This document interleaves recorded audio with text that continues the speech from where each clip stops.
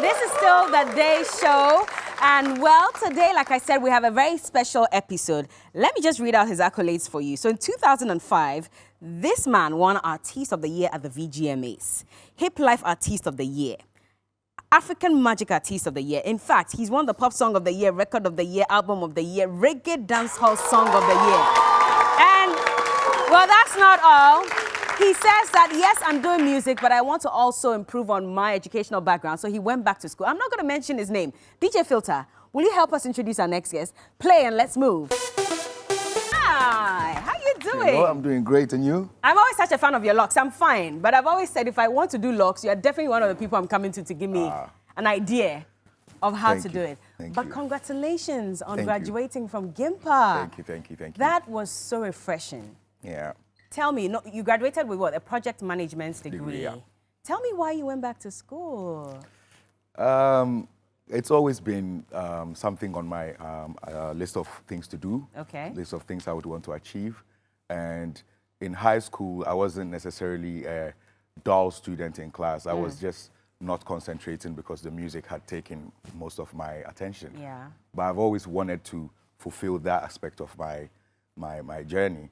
So I promised my mom that I would go to uni because all my siblings are, graduates. I see. So it was just high time that I went back to, That's good inspiration. Yeah. What was it like? Because I was Samini in class with everybody else. I can imagine how everybody was stealing photos, selfies, all that. For the very first few weeks, it was like that, because people didn't expect that it was me. But then after a bit, my mates kind of warmed up to me and everything was calm. And it was one of the best 3.5 to 4 years of my life because right after high school, I became very popular. Yeah. And everywhere I went, anybody that would come close to me was about the music and the fun about the music.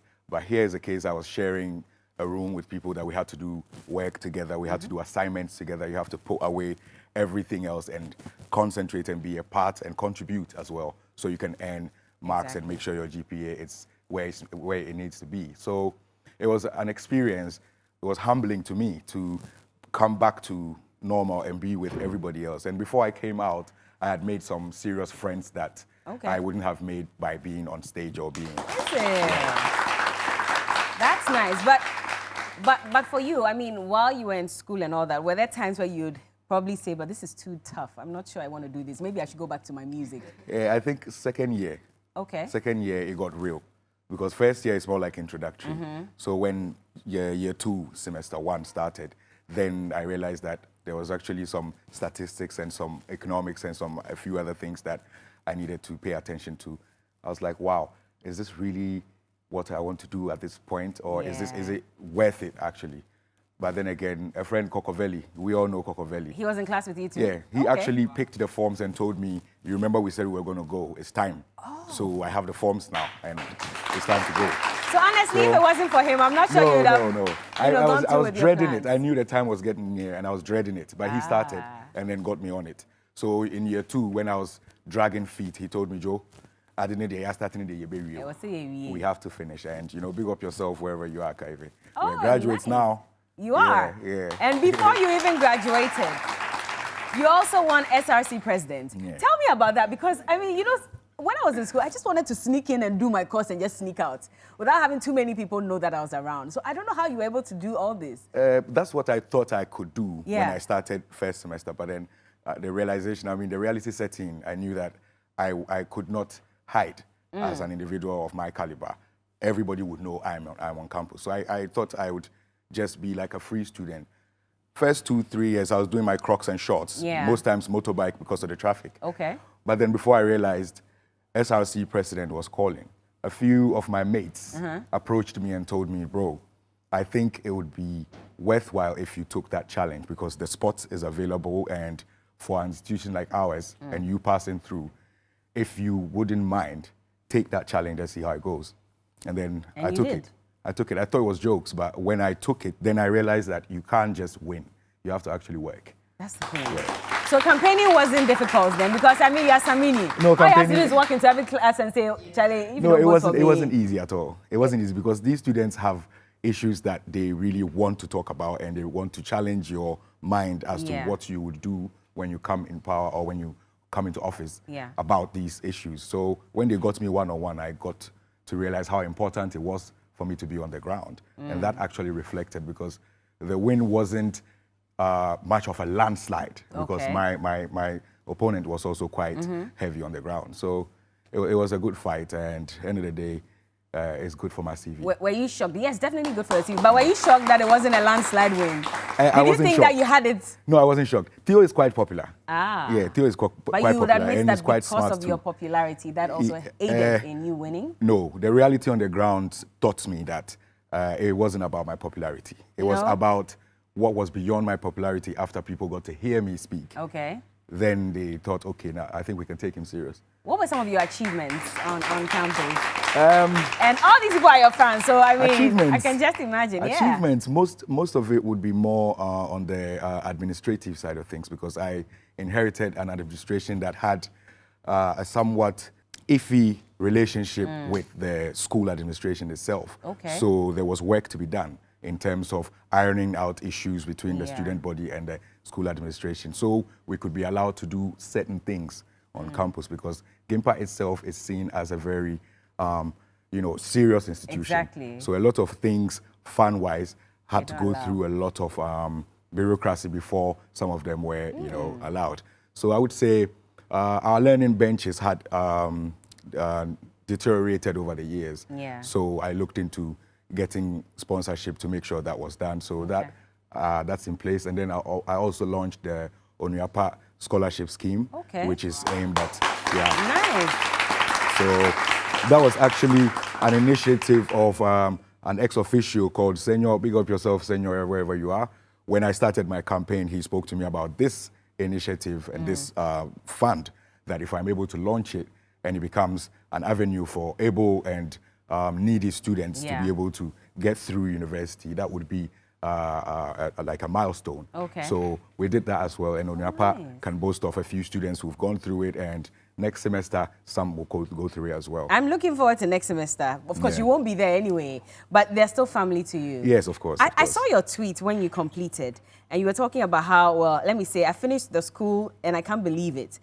To God be the glory. Grand graduation loading at Chisa. Thanks to all my mates, especially Kokovelli, who reminded me of my promise to myself. Better late than never. You can do it. Back to the music. Ready. Yep. So you didn't do music for what? I did some music. Yeah. But you're back full time now. Yeah, back full time now. So you have while what? in school, I did the Burning EP, Yeah. which has a FIA on it with track Picture. I did a few other reggae singles here and there, but the concentration was on the certificate. So you're back now, that's- full yeah, time. Yeah, back.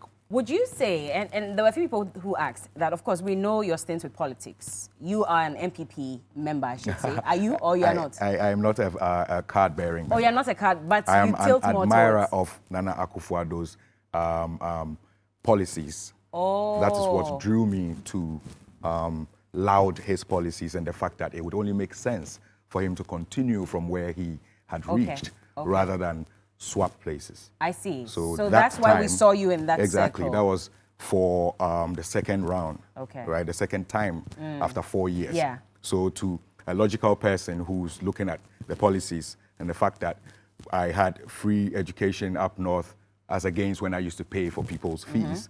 And then I had other things that were promised, things like one district, one dam, one district, one factory, and all of these things, to which I had hopes that thousands of people up north would get employment to work both day and night. And, the city, the rural areas will be vibrant. So all of these things drew me as a fan of Nana Akufo-Addo's policies, not necessarily NPP as a party. I'm not really an active party member like that. You got a lot of flack for supporting him. Because I think I must say I appreciate how I was treated as against what I was made to believe before I actually even stuck my neck out to. What do you mean by that? Because as against stereotypes, people thought my career would be on the line. My music, my creative achievements and everything would be on the line. But I must say I'm grateful to my fans. I'm grateful to my my maker. I'm still here, still functioning. 2023, there's nobody from my era that can speak to you on this platform like I am. So it didn't affect your career in any way? At all. You don't think that you lost fans? Let me tell you how I don't think it affected my career. Honorable Sam George is a good friend. Not like a personal friend, but he's a fan from afar. Him and his wife are both fans. Okay. Their wedding anniversary, their favorite song yes. was My Own. And they sang it word for word. If he was a politician who wasn't above the ordinary, who didn't understand the intelligence in that space, he would have been petty and gone like, because this man lauded my opponent's policies, I don't like him anymore. I want a different song. Yeah. But if my approach or my step didn't make me lose a fan like Sam George, then I think I have a few Sam Georges in the mix. But I mean, you also have to admit that whether you like it or not, there were some people who also took it very personal. If you stop liking my music because of my political affiliation, you never liked my music. Is it because in this part of the world, we haven't really gotten to the point to understand that everybody is allowed to associate with whatever institution? I think it's high time we wipe out that stereotype, because it's a stereotype too. And we used to hear that when we were younger. We're now in the 40s. I'm 41. It's too late for me to hide my political affiliation or my political preference in the name of democracy. Yeah. If democracy is supposed to be practiced and it's supposed to be beautiful, people like us who are public figures should not be scared to show what we belong, what we belong to, what we believe in, and then be able to help people understand what certain things actually represent. Yeah, definitely. So would you encourage or advise other people within the industry, the entertainment industry? Of course. Big up man like Obo, Bias Oseko for big up man like Dumelo, John. Okay, John Dumelo. Exactly. And then, of course, Mark Okreku. Mark, of course, comes from the production side. Yeah. He comes from the executive producer side. I'm talking real practicing artists. Yeah. You know, so Dumelo can go on set and act tomorrow.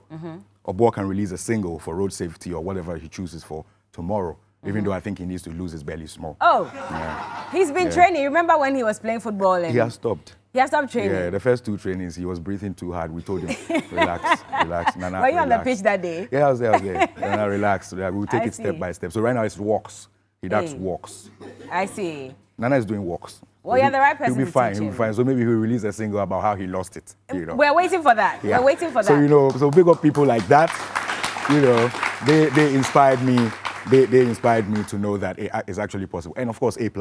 Yeah. A+ comes from a rapper to, you know, where he is right now. He actually has owned a political party before, which is possible of coming back any day. Is that something you're working towards? Well, if the day comes and I feel like it's time, I think I will. To own or to join? When it comes. When the time comes, we'll see whether I feel like owning or joining. But if you were SRC president, then that probably was what preparation grounds for you to maybe go into politics? I was spoken into becoming an SRC president. I was told about it. And when I got into the space, I realized how serious it was, you know, because that's where it actually even starts. Partisan politics starts from the student front. Yeah. So you have the ruling party, and then you have the opposition party as factions on the ground already. I didn't know this. And I didn't come into office with any of these orchestrations. So then I was not the type that could be lured into doing anything for succession because I was not, I'm not in that. But now that you've tasted the fruit and you realize how sweet it is, it's definitely something. It's not sweet. Politics is not sweet? No, it's not. It's not. Why do you say that? It takes a lot from you. It demands a lot. General Assembly, that is our parliament. I realize that even on the students' front, it's not easy for people to agree for something to be passed and not put aside differences and affiliation-related differences. Okay. So, for instance, even on campus, because something has to go in favor of my administration, so my administration looks good, somebody is at GA not wanting that to be passed, so that it happens during my term. So it's from that all the way to the top level. Is that what's been happening with our politics in Ghana? Yes. I can tell you for a fact that from what I saw on the student front, these are the same people that grew to become your Opon Kromes, and they are in those spaces, and they debate. But that's a problem then. Yeah, it's because what kind of politicians it's a are problem. we growing? I think that we've been working with like a waterfall system as against agile. You know, so and that waterfall system that's been going on hasn't given us any good results. It's failed us. So if I ask the question, who has been thinking for us since I was 12 till today, who has been thinking for us? And there's always a blueprint that governments come in and out of power and use, so that we will always owe people, so that we will always not invest in our agri and not invest in our infrastructure locally and not empower ourselves by ourselves and always depend on the West and other foreign donors to come and make our lives better. If we've lived with this stereotype and we accept it, who's been thinking for us? It's a new age that we will not accept that. We are the new age that think that back to agile and waterfall. I think there should be they should allow an agile system, which is what a younger, more vibrant, younger, more vibrant, and then more what's the word? Innovative, more innovative driven youth, so that eventually when we find another trusted system that's yielding some results, then we can keep another waterfall for another generation. I like that, but then it takes me to a question. If you're thinking this, why did you throw your weight behind President Akufo-Addo? Because even at that time, there were a lot of people who said he was a bit too old. Because the policies that I had, as against what I thought was coming in after 4 years of him in office, I just thought, as a logical person, let the man continue. But even at that time, there were a lot of complaints. Yeah, there were, but people, you either choose or step aside. And you thought that he should have continued? Yeah. As it stands now, do you look back and regret that decision you made to support him based on his policies? I don't. I think it was an unfortunate 4-year period for him due to what happened globally, which every economy, if you look at the global economy and you're honest with yourself, what other economies complain about.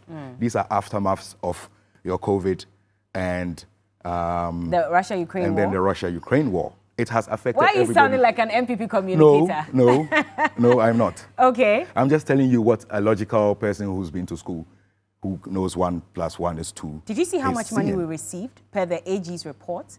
How much money we received during the COVID-19 period? And how those monies were spent? How money was received and how it was spent. That is, you're speaking corruption. Nobody is free of corruption in today's governance.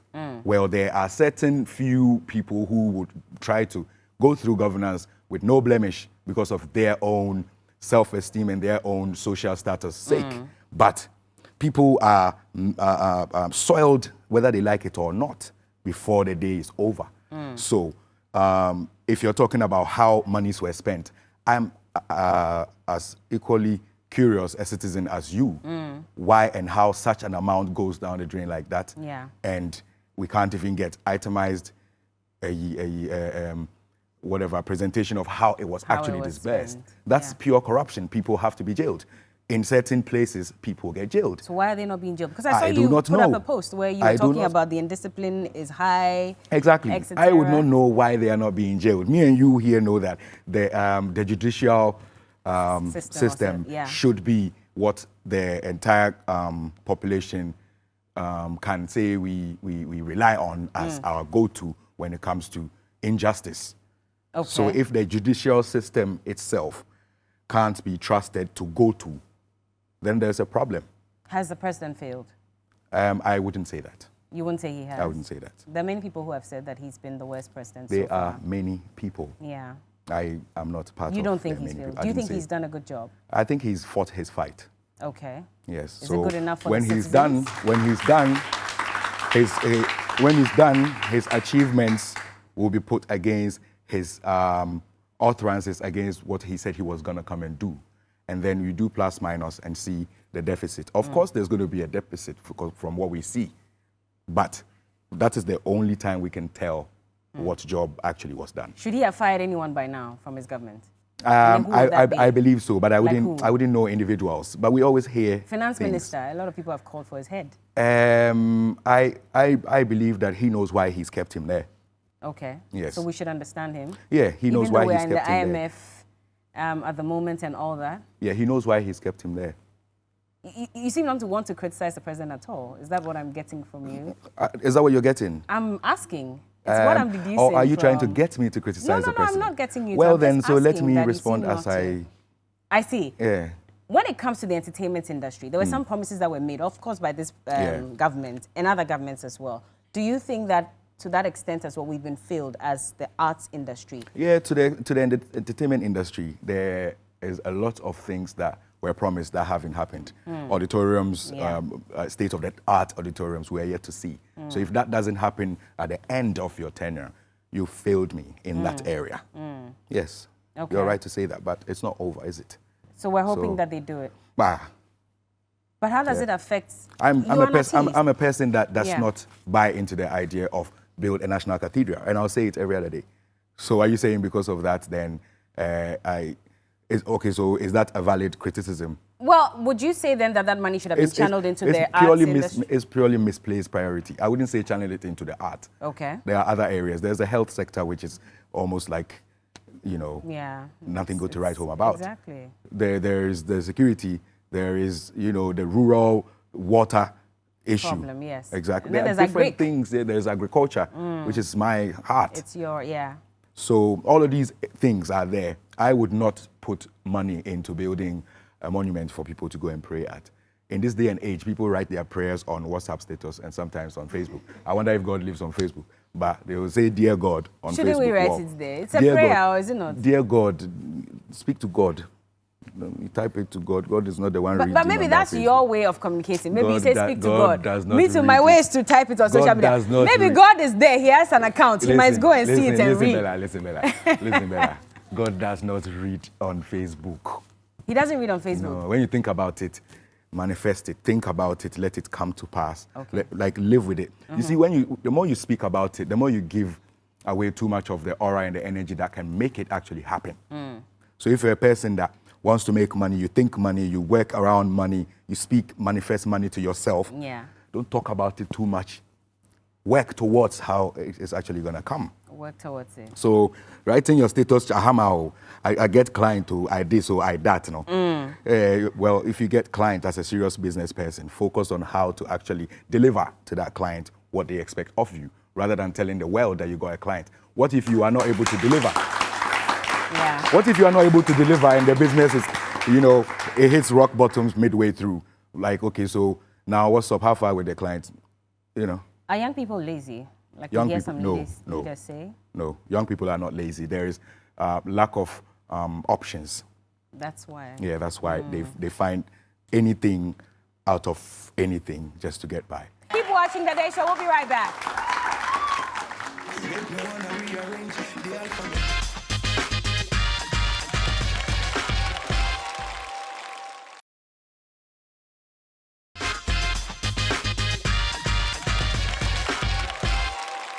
You're into music, you're into farming as well. I mean, you've just gone to school, so project management is also on the side. If you had to advise young people on how to better their lives, what would you tell them to do first of all? Seek financial literacy. Okay. Yeah, if that's too much of a big term.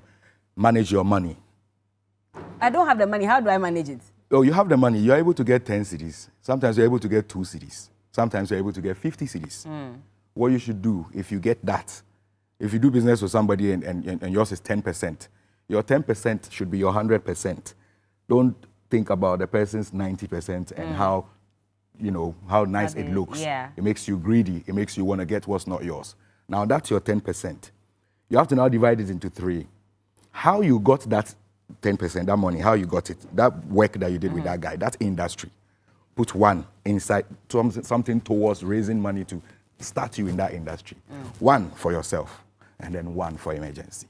That's one. Hey, I'm calculating the 10 cedis. KK is 5 cedis. You see. That means no facial. Some hard guy go do with the 10 cedi and chew Gary for 3 weeks. But before you go know, then he pile something small, we take buy some app, be put in phone top, take add some 1 or 2 things we now. Different thing they happen. So I shouldn't covet my neighbor's new brand new Range Rover, all the things we're seeing on social media. China is killing us. No, don't look at the it pressure. and think it didn't come by chance. It didn't come by just, you know, like Gans will say, it can't share a call and not form no afa. You know, so be actually and there. A lot has gone into why he's chilling like that. Otherwise, if it's a shortcut, we all know shortcuts and how it ends. I thought you'd say venture into a Greek. Like of course, the youth who venture into a Greek. I'm just talking about the youth that does not have, you know, need money to go into a Greek. The youth that you're asking me if they're lazy. Them, if you get that your small coin, start a little piggy bank, so that if your dream is to start something and you need a certain gadget or a certain tool, and you've been talking to this boss who will buy you beer and buy you cigarette, buy you a pack of food, but will not give you that 500 cedis. Boss who will always spend 100 on you, 70 on you, 40 on you. He won't give you that 500 cedis. Anytime you get 50 from Bossu, put 10 for one side. You hear? 10. Before you go through Bossu, you get that 500. Then you buy that gadget. Then you then you show Bossu. Then you show Bossu, say, oh, this be what they talk. No, this is what I was saying. Like we na make chain or hands. I did when I make hands. Makoto bi Bossu say I did when I make. No, I send na then I wo no. Now Bossu is looking at you like, all right, this boy. It's not just about the beer. He's actually. For all you know, Bossu can give you 10,000, not the 500 you wanted, but he needed to see you make a move. Exactly. That's for the Greek there. If you have land in your hometown and you're walking around here in Accra and you have farmland that's good for farming and you're walking around here in Accra looking for a fortune, your fortune is at home. Go back to your hometown. You will thank me in the next 5 years. Investor Samini. He's showing you the ropes. Yeah. I know this comparison is a bit too much, but in the last 2-3 weeks, we've been talking about how Ghanaians, for some reason, are losing out on Afro beats and here and there, and, you know, they're gatekeepers and stuff. You're a legend. I mean, is he not? Yes. What do you say about all this conversation, about why Ghanaians are not up there, we're not winning a Grammy, etc.? I think it's an unfair comparison, if you ask me, because I was saying it on a platform the other day. If I want to blow in other platforms, in other territories across the world, I shouldn't have a problem when somebody's music is in my territory and I can hear it. Obviously, there should be a certain network, a certain machinery behind how I'm hearing that music. So I should try putting something, add something to mine to make me also break barriers. That said, if you're looking for 1 million Ghanaians right now to subscribe to something, as against our 30-something million people. About 32, yeah. Compare that to, you're looking for 1 million Nigerians against their 200+ million people to do something right now. Do you realize how quick the Nigerians will do theirs as against ours?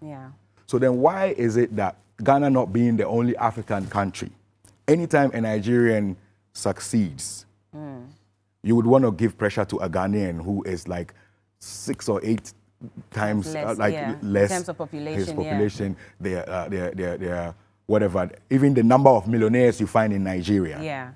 You can't find that number of millionaires in Ghana.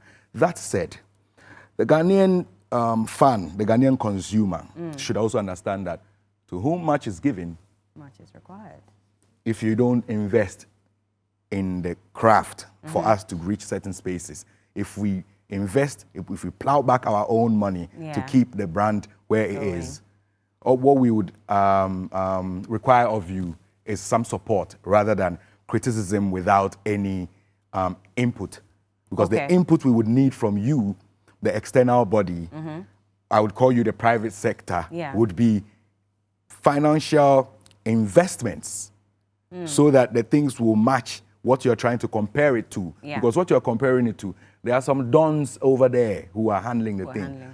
Go to MultiChoice in South Africa. Half of the stations on that DSTV thing is owned by Nigerians.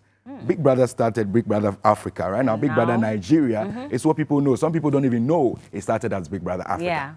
That was DKB Dem's era, where DKB, and Sammy B Dem's, But now, it's been brought to Nigeria, and it's even bigger than when it was Big Brother Africa. Exactly. How do you give yourself pressure with such a movement? If it was United States of Africa, Nigeria would be, say maybe New York or LA. Exactly. So why is a guy in Philly giving himself pressure that I have to beat the guy in LA by all means?